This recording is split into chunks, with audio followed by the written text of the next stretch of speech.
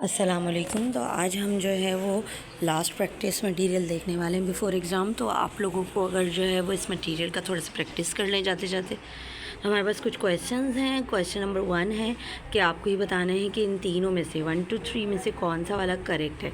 तो आप यहाँ पे देखो 1 और -1, 0 और -1, ये वाई एक्सिस का पॉइंट है। तो ये तो करेक्ट नहीं है कि ये फोर्थ क्वाड्रेंट में होगा, क्योंकि जब भी एक्स या वाई में से कोई एक ज़ीरो हो तो ये एक्सिस की लाइन पे होता है। दूसरी वाली इक्वेशन में इन्होंने कहा है कि 1 0 पे क्या ये ओरिजिन से पास हो रहा है।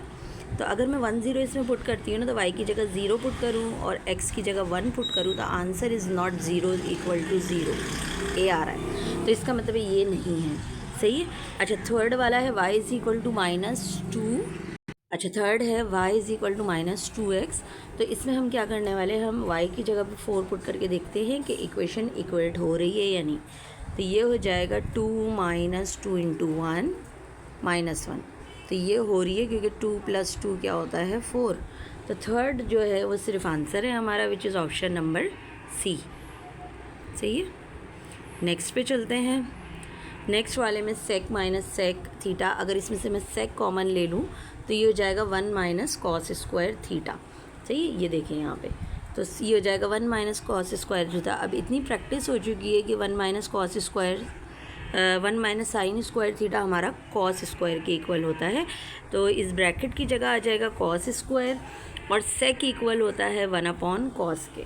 तो अगर मैं पुट करूँ इसमें, तो 1/cos cos स्क्वायर इक्वल है cos के। तो इसका करेक्ट ऑप्शन आ रहा है सी।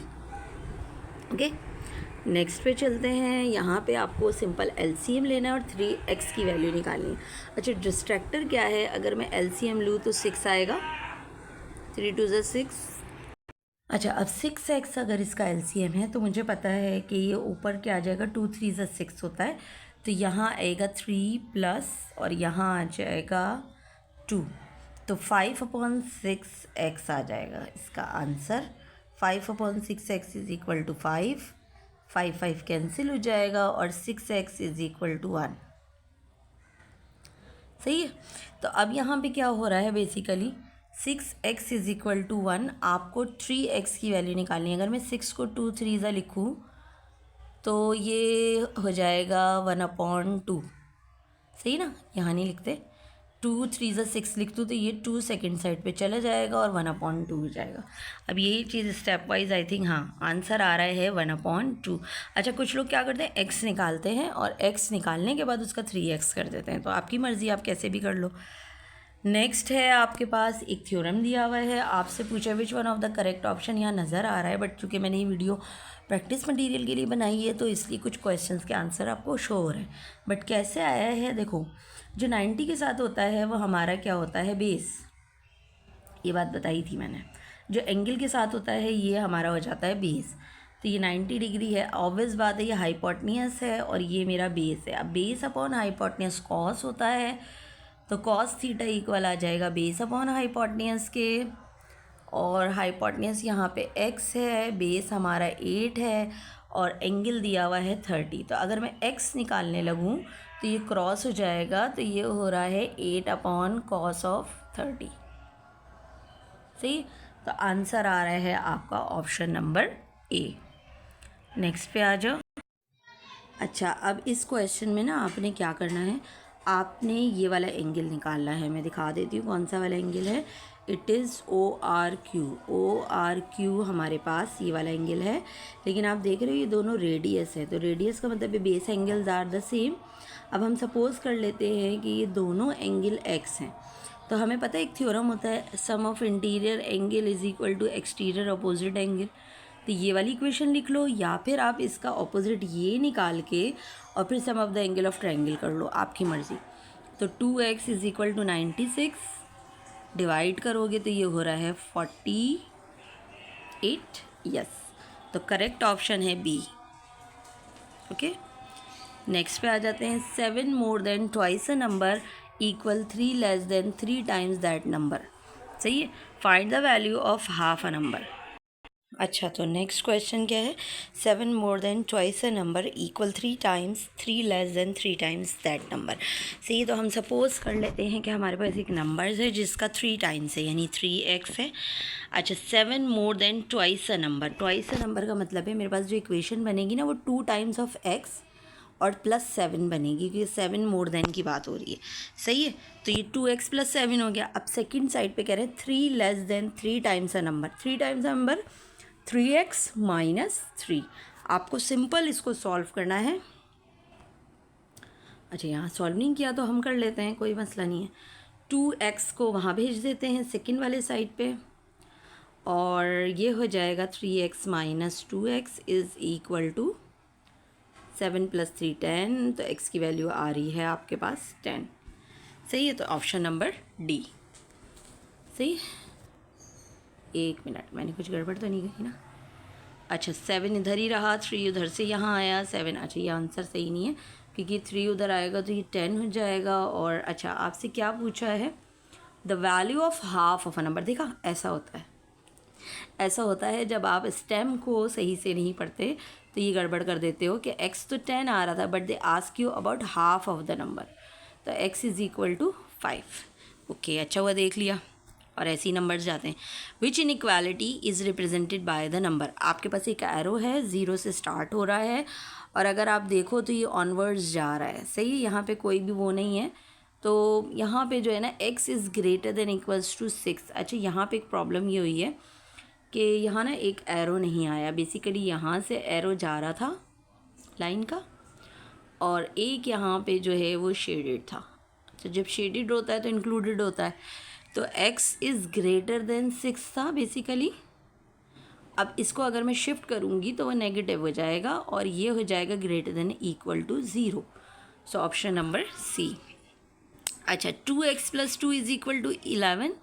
आपके पास देखो, फाइंड आउट करने को रूट की कोई वैल्यू दे रहे हैं, तो बेटर है कि मैं 2x को यहीं रखूं, और अगर मैं इस 11 को या इसमें 7 बनाने की कोशिश करती हूँ, क्योंकि मुझे वैल्यूज़ चाहिए, तो ज़्यादा आसान तरीका पता है क्या है? मुझे 7 चाहिए, यानी मैं 5 को बोथ साइड ऐड करा दूँ। सही है, तो जनाब ये तो हो गया 2x प्लस 7, क्योंकि इसकी वैल्यू चाहिए थी। सेकंड साइड पे हो गया 16। रूट भी फाइंड आउट करना है, और रूट होता है प्लस माइनस 4। तो आंसर आ रहा है इसका बी। नेक्स्ट पे चलते हैं। P x square minus 5x plus 2 is equal to x minus 5/2 whole square minus 1/4। अच्छा, मुझे सिंपल x स्क्वायर की वैल्यू चाहिए, लेकिन बेसिकली मैं सेकंड साइड को पहले सिंप्लीफाई करने वाली हूँ। सॉरी, ओके, पेन निकाल लेते हैं। P x square, okay, my hand is not working correctly. अच्छा, मुझे करना क्या है ना, बेसिकली सेकंड वाले को ओपन करना है। तो अगर मैं इसको ओपन करूँ तो ए स्क्वायर माइनस 2a, और b की जगह है 5/2। सही है, और 5/2 का स्क्वायर क्या होता है? 25/4। अब मुझे इतना लंबा जाने की नीड नहीं है। क्यों नीड नहीं है, मैं बता देती हूँ। आखिर में जो आ रहा है ना उसको इग्नोर मारो, हमें सिर्फ यहाँ p दिया हुआ है एक्स स्क्वायर के साथ। सही है, लेकिन अगर मैं यहाँ देखूँ ना तो मुझे LCM लेने की नीड है, विच इज़ 4। तो ये हो जाएगा बेसिकली 4x स्क्वायर। तो अगर कंपेयर करूँ तो p की वैल्यू आ रही है 4। सही है, नेक्स्ट पे आ जाते हैं। Which of the following is the equation in the form of y is equal to mx plus c।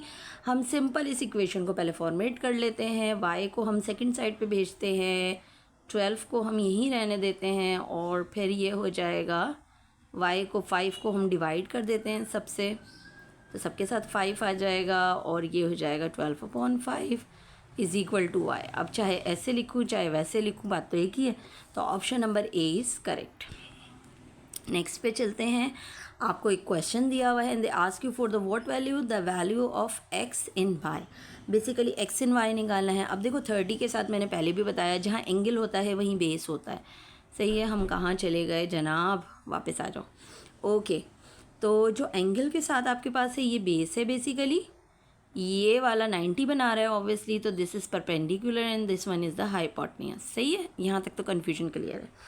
अब x और y निकालना है ना, तो बेसिकली मैं जाऊँगी रिलेशन के साथ, यानी हाइपोटेन्यूज वाली चीज़ चाहिए मुझे। सही है, तो मैं क्या कर रही हूँ, मैं निकाल रही हूँ cos ऑफ 30। सही है, मैं यहाँ पे कर लेती हूँ जनाब क्या कर लेती हूँ, ओके यहाँ पे मैं ये कर लेती हूँ कि कॉस निकालते हैं, तो कॉस ऑफ 30 इक्वल होता है बेस, कॉस ऑफ 30 इक्वल होता है base upon hypotenuse, so this is x upon h is 16, cos 30 निकाल लो और उसको क्रॉस मल्टीप्लाई करा दो, क्योंकि अभी फ़िलहाल मेरे पास कैलकुलेटर नहीं है, and simply sine is basically equal to, कहाँ करूँ, यहाँ कर दूँ, कहीं जगह नहीं बच रही, बहुत खिचड़ी पका दी मैंने। ओके, आई होप कि कल का पेपर आपका बहुत अच्छे से होने वाला है, इतनी मेहनत सबने करी है आपके साथ साथ। Perpendicular hypotenuse is your 16, cross करोगे यानी साइन 30 की वैल्यू निकाल के 16 से क्रॉस करोगे तो परपेंडिकुलर आ जाएगा, सही है। अच्छा, next one, angle of Y has an angle of P has radians measure equal to, P है और कितने रेडियंस होंगे इसमें, तो पाई बाय 180 होता है बेसिकली, इसमें इतनी कन्फ्यूजन की ज़रूरत नहीं थी। हम ये कहते हैं कि 1 डिग्री इक्वल होता है पाई बाय 180 के, सही है ना भाई। तो अगर p आपके पास डिग्रीज आ जाएं तो वो क्या होगा, p बाय 180, x आ जाएं तो वो क्या होगा, x pi by 180, so simply answer आ रहा है b। अच्छा, the medians of observation this is arranged in order, they are already arranged in order, is 24। अच्छा, the value of x, simple क्या करूँ मैं ना, मीडियन में तो ऑलरेडी अरेंज है ना, काटना शुरू करती हूँ, 3 यहाँ से काटी है मैंने, 3 यहाँ से कट करती हूँ, देन अगेन 4 कट हो सकती है तो ये भी चला जाएगा, इन दोनों का एवरेज आएगा मिड में, तो x plus 3 plus x plus 9, basically जब हमारे पास दो वैल्यूज़ आ रही तो हम एवरेज लेते हैं, तो 2x plus 12 is equal to, divided by 2 is equal to 24, 24 into 2 होता है 48, 48 में से आप 12 को माइनस करोगे, राइटिंग थोड़ी बड़ी हो गई ना मेरी। अच्छा, 48 में से 12 को माइनस करो तो क्या आता है, 48 minus 12, okay this is 6 and 36 को x से डिवाइड करोगे तो x 2 से डिवाइड करोगे तो आंसर आ रहा है 18, सही है ना। अच्छा, Hira has garden of 84, 65, 76 on 3 maths test, what grades, अच्छा 3 grades obtain the test of an average of exactly 80 for the 4 test. अब 4 टेस्ट में से 3 का जो टेस्ट लिया है उसकी वैल्यूज़ ये है, 4 में से वो क्या स्कोर करे कि आपके पास जो है वो आ जाए एवरेज एग्जैक्टली कितना। तो हम क्या करने वाले हैं, इन तीनों को ऐड करने वाले हैं, और हम सपोज़ कर लेते हैं कि जो हमारी 4th वाली ऑब्जर्वेशन थी वो क्या थी, x। अच्छा, 4 ऑब्जर्वेशन हो गई तो डिवाइड होंगी 4 से, इक्वल टू 80, ठीक है, मीन एग्जैक्टली 80 दिया हुआ है, 80 इंटू 2 80, 4 8 टाइम्स 320 होता है। अच्छा, इन तीनों को मैं ऐड करके बताती हूँ। अच्छा जनाब, इसका सम आ रहा है मेरे पास 225, 225 को यहाँ लाओगे माइनस हो जाएगा, x आ रहा है आपके पास 95, ओके सही है, तो ऑप्शन नंबर बी। नेक्स्ट पे चलते हैं, आपको ग्राफ दिया हुआ है, दे ask you about the mod and the median of the graph. Mod कैसे निकालते हैं, हाईएस्ट बार वाला मॉड होता है, तो सबसे ज़्यादा ऊंचा जो है वो हमारे पास पीटर है, और इसका अच्छा ये बेसिकली आपसे वैल्यूज़ पूछ रहे हैं आई थिंक ना, estimate the mod and the median from the given bar graph, okay. तो यहाँ पे जो वैल्यूज़ हैं ये 13 तक दी हुई है, तो देखो मॉड तो आ रहा है मेरे पास 13, तो ये हाईएस्ट बार जा रहा है 13 पे, और अगर मुझे मीडियन लेना होगा ना तो मैं क्या करूँगी, इसको अरेंज करूँगी किस तरीके से। फर्स्ट वाली वैल्यू थी मेरी क्या है 5, आई थिंक 5 ही है, फिर है 11, फिर है ओ माय गॉड ऐसे ही होता है ये, पता नहीं कहाँ चला जाता है, ओके 11, और फिर है मेरे पास 13, और फिर है मेरे पास लास्ट वाला बार है 11 अगेन, सही ना।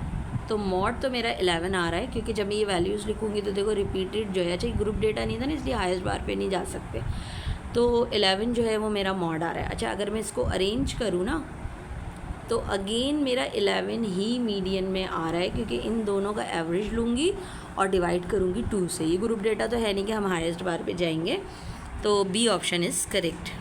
अच्छा, यहाँ पे आ जाते हैं। यहाँ पे कह रहे हैं कि आपको, यार ये तो इतना सिंपल सा है कि आपके पास एक्स एक्स आइसोसेलेस ट्राइंगल दिया हुआ है, आपकी टोटल लेंथ। अच्छा, इन्होंने ये नहीं बोला कि this is the directly sum of what we say the height is given. Okay, तो अगर मैं इसको हाइट कंसीडर करूँ तो ये 35 है। अब ऑब्वियसली जब हाइट लूँगी तो 90 हो जाएगा, और जब हम इसको बाइसेक्ट कराएंगे, क्योंकि ये आइसोसेलेस ट्राइंगल है, तो जब हम इसको बाइसेक्ट कराएंगे बेसिकली, तो ये क्या हो जाएगा, ये हाफ हो जाएगा, यानी यहाँ आ जाएगा 50। अब बेस पता है मुझे विच इज़ 50 स्क्वायर, परपेंडिकुलर पता है मुझे विच इज़ अननोन। अच्छा, निकालना क्या है पहले ये तो देख लें। The following triangle is not a right angle triangle, so you can't apply the Pythagoras directly, find the value of x. अच्छा, अब यहाँ 2 अननोन्स आ रहे हैं ना, चलो देखते हैं फिर हम क्या कर सकते हैं। ओके, 35। अच्छा, ये तो 35 है ना। आई थिंक कि मेरा भी कल पेपर है शायद, इसलिए थोड़ा सा दिमाग ख़राब हो लग रहा है मुझे भी। Base square plus perpendicular square is hypotenuse square, सही है। तो आपने क्या करना है, 2500 का स्क्वायर ले लिया, फिर 35 का स्क्वायर कितना होता है जनाब, 35 × 35 होता है आपके पास 1225। इन दोनों को ऐड करोगे और फिर लोगे क्या चीज़, आपको लेना है रूट, सही है। सो रूट ऑफ 3725 क्या है भाई, रूट आ रहा है इसका 3725 का।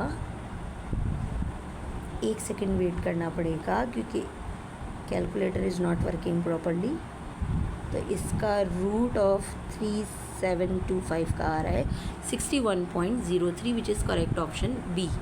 ओके, अच्छा नेक्स्ट पे चलते हैं। नेक्स्ट है in the given diagram B D and A D are equal chords, दोनों ही इक्वल कॉर्ड्स हैं। सेंट्रल एंगल आपसे पूछ रहे हैं। अच्छा, अगर मैं यहाँ से निकालने की कोशिश करूँ तो मुझे पता है कि ये आइसोसेलेस ट्राइंगल बन रहा है, क्योंकि ये दोनों रेडियस हैं, तो ये भी 50 होगा, सही है। तो ये 100 हो गया, तो ऑब्वियसली दिस इज़ 80। अब ये 80 है तो इसका ऑपोजिट भी इक्वल होगा, क्योंकि ये इक्वल कॉर्ड्स है। Equal chords subtend equal angles, याद है ना ये थ्योरम।